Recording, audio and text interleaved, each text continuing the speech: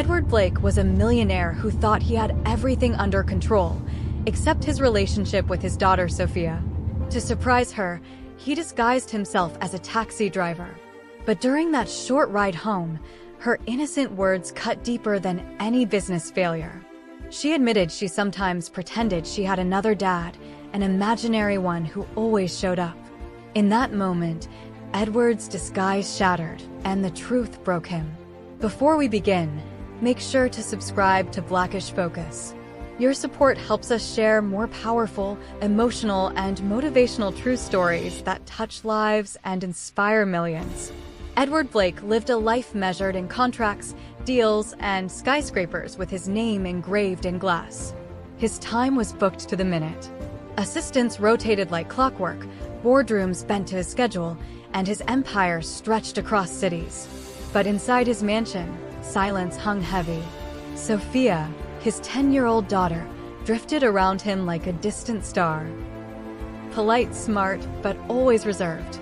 She smiled rarely, and when Edward promised he'd make it next time, her eyes fell to the floor. Those promises piled up like bricks, building a wall between father and daughter. Late nights at his kitchen island, Edward scrolled through photos on his phone, birthdays, recitals, holidays. In every picture, he was absent.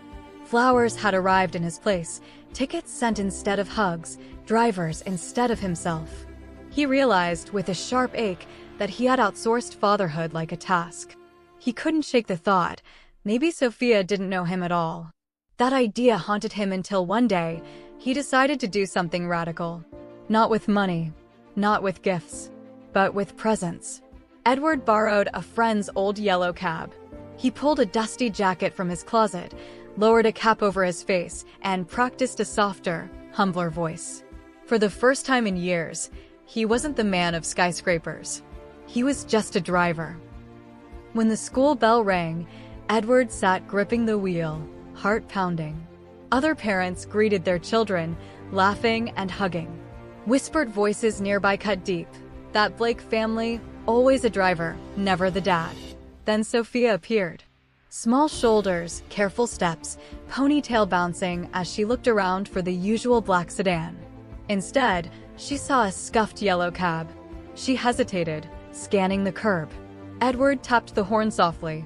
She climbed in without a smile, pressing her backpack to her knees. "Where to?" Edward asked, disguising his voice. Sophia gave her address automatically, then fell silent. Through the mirror, Edward watched her. She stared at the floor mat, fiddling with her shoelaces even though they were tied tight. Outside, kids ran, families called out dinner plans, and laughter filled the sidewalks. Sophia's eyes lingered on them, half longing, half resignation. Edward asked gently, "You like parks?" Sometimes, she shrugged, "But I don't go much." Her voice wasn't bitter, just flat, like she'd rehearsed loneliness until it felt normal. At a stoplight, two women passed in front of the cab. Their voices floated in, "Her dad's never around. Money can't hug you goodnight." Sophia's grip on her backpack tightened. Edward asked softly, "If you could change one thing, what would it be?" Sophia's answer landed like a stone. "I'd change how much I see my dad." The words cracked something inside Edward. His hands shook on the wheel. But Sophia wasn't finished. She whispered, "Sometimes, when other kids talk about their dads, going fishing, playing games, I just pretend. I make up stories. Sometimes I even say I have two dads. The imaginary one always shows up." Edward's throat closed. Tears blurred his vision. He pulled the cab to the curb, unable to drive another block. Sophia ducked her head, embarrassed. "Sorry, I talked too much." Edward's disguise faltered. His voice broke. "No, sweetheart, you didn't make me sad. You made me see." He turned, lowering the cap. Tears streaked his face. Recognition lit in Sophia's eyes. "Dad?"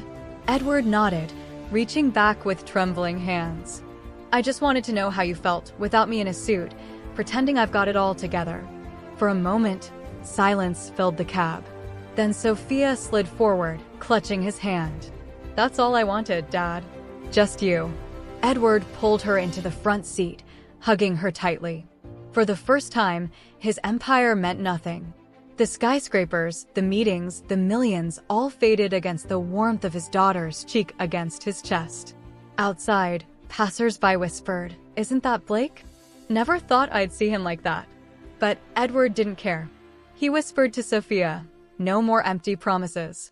From now on, I'm showing up every game, every recital, every bedtime. You're my everything." And for the first time in years, Sophia smiled wide enough to light the whole cab. As Edward restarted the cab, merging into traffic, he felt lighter. He wasn't a driver in disguise anymore. He wasn't a businessman chasing deals. He was simply a father, present at last. The truth was clear: no amount of money could replace the gift of time. Love, not wealth, was the true measure of success. If Edward's story touched your heart, remember this: children don't need riches, they need presence. No gift can replace your time. Subscribe to Blackish Focus for more emotional, motivational, and true stories that remind us of what really matters.